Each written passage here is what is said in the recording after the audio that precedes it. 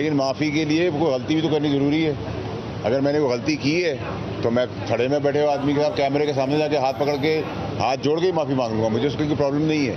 Problem ये है कि अगर मैंने कोई काम गलत नहीं किया तो उसका सवाल है ना, तो मैं एक्सप्लेन करूँगा। अदालत का जो फैसला भी हुआ उस पर अमल करूँगा। फैसल वावदा कहते हैं अदालत ने अभी मुस्तफ़ा कमाल का केस सुना गया है, जब मेरा केस सुना जाएगा तो पता चलेगा। माफ़ी मांगना कोई गुनाह नहीं, लेकिन माफ़ी के लिए कोई गलत काम करना भी तो होना चाहिए। माफ़ी तो थड़े पर बैठे इंसान से भी मांगी जा सकती है। मुस्तफ़ा कमाल बोले, मेरी प्रेस कॉन्फ्रेंस में कोई तौहीन अदालत नहीं थी। अदालत में मौक़िफ़ पेश किया, अगर कोई बात थी तो माफ़ी मांगते हैं। जज से मुतालिक रऊफ़ हसन वाली बात सोच भी नहीं सकता।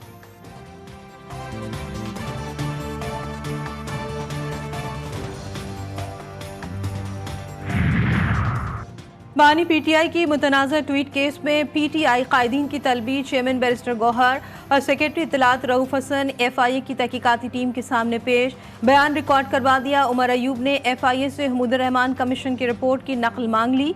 एफआईए नोटिस को पार्लियामान में उठाने और अदालत के रूबरू चैलेंज करने का ऐलान।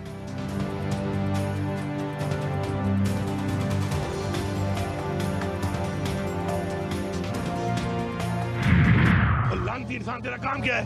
तू बार बार वजीर आला कर रहा है। तेरी हैसियत क्या है? अभी तुझे हाउस से निकाल के बाहर रोड पे फेंक दूंगा। ये तेरी हैसियत है? बर्दाश्त कर रहा हूँ। रोजाना बैठ के 9 मई का मुल्ज़िम हो। तेरे बाप का काम है 9 मई पे। तू मुद्दई भी बना हुआ है, तू जो है गवाह भी बना हुआ है, तू जज बना हुआ है। तू कौन है 9 मई पे ना लेने वाला? वज़ीर आला खैबर पख्तूनख्वा फुल टाइम तैश में बाप तक पहुंच के गवर्नर की औकात क्या है?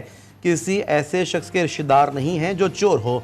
पेशावर में गरज बरस, बिलावल भुट्टो पर भी तनकीद की।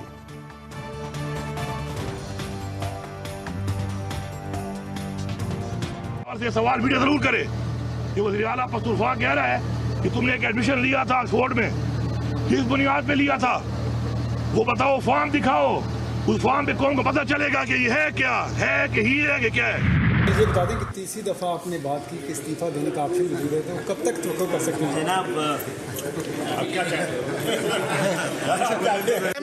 जो कमेटी बन रही है, तो क्या समझते हैं आप? पीपल्स पार्टी के साथ अब कमिटमेंट वाला मामला तो रहा ही नहीं है, कमेटियों की तक बात होती है। अब इस्तीफे देने की बात करके जवाब गोल। खालिद मकबूल सिद्दीकी कहते हैं चोर और सिपाही, डाकू और अफसरों का ताल्लुक कराची से नहीं, उनके दरमियान ताल्लुक रिश्ते और कारोबार हैं। पीपल्स पार्टी से कमिटमेंट वाला मामला अब नहीं रहा।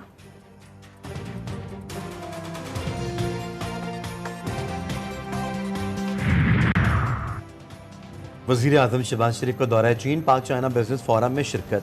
खिताब में कहा, कर्जों के लिए नहीं बल्कि अपने मुल्क की तरक्की और सरमायाकारी के लिए चीन आए हैं। चीन की तरक्की हम सब के लिए काबिल तकलीद है।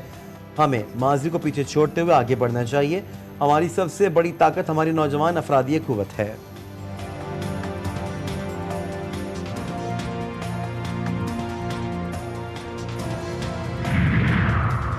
आईटी, ज़राअत और मादनियात के पाकिस्तान में बहुत ज़्यादा वसाइल हैं। SIFC सरमायाकारों की हौसला अफजाई के लिए भरपूर इक़दाम कर रही है। नायब वज़ीर आज़म इसहाक डार का पाक चाइना बिजनेस फोरम से खिताब। वज़ीर ख़जाना मोहम्मद औरंगज़ेब बोले, पाकिस्तान के तमाम मुआशी अशारिये मस्बत सिमत की जानिब गामज़न हैं। हुकूमत की तवज्जो इक़्तिसादी इस्लाहात पर है।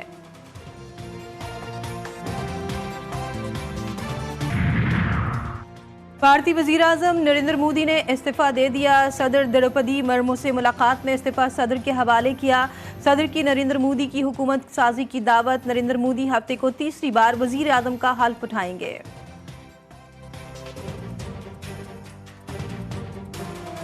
लोकसभा इलेक्शन में 2/3 अक्सरियत का ख्वाब चकनाचूर। बीजेपी का हुकूमत साजी के लिए इत्तेहादियों पर इंसार। बीजेपी 240 नशस्तों पर कामयाब। इत्तेहादी जमातों को 55 नशस्तें मिली। कांग्रेस ने 99, अपोजिशन इत्तेहाद इंडिया ने मजमूई तौर पर 231 नशस्तें जीती। बिहार के वज़ीर आला नीतीश कुमार और चंद्रा बाबू नायडू किंग मेकर बन गए। इंडिया इत्तेहाद की दोनों जमातों को साथ मिलाने की कोशिशें तेज। साबिका इत्तेहादी नीतीश कुमार को नायब वज़ीर आज़म की पेशकश।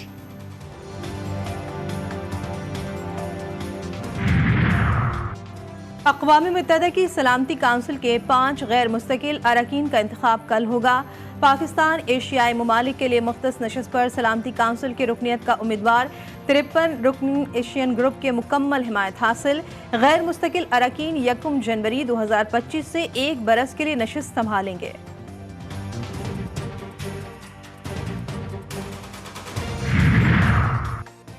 सारिम बर्नी अमेरिका से कराची पहुंचते ही पकड़े गए मारूफ समाजी रहनुमा को संगीन इल्जामात पर ह्यूमन एंड ट्रैफिकिंग पुलिस ने हिरासत में ले लिया। 25 से ज्यादा बच्चों को गैर कानूनी तरीके से अमेरिका भेजने का इल्जाम है। तहकीकात का आगाज। FI हुकाम का कहना है कि सारिम बर्नी की अमेरिकी हुकूमत की शिकायत पर हिरासत में उनको लिया गया। कुछ लोगों ने मजबूर कर दिया बोलने पे कि कब तक चुप रहूं और वो कब तक बोलते रहे, मेरी ज़ात पे कीचड़ उछालते रहे। हर चीज़ बर्दाश्त है लेकिन ज़ात पे उंगली बर्दाश्त नहीं है। वो क्या कह रहा हूँ ये तभी बताऊंगा, किस प्लेटफॉर्म से किस तरह क्या, वो सब आके बताऊंगा, आके दिखाऊंगा। कुछ लोगों ने जात पर कीचड़ उछाला, बोलने पर मजबूर कर दिया गया। सारिम बर्नी का हिरासत से पहले वीडियो बयान। कहते हैं मुखालिफिन का सामना करूंगा, भरपूर जवाब और सबूत दूंगा।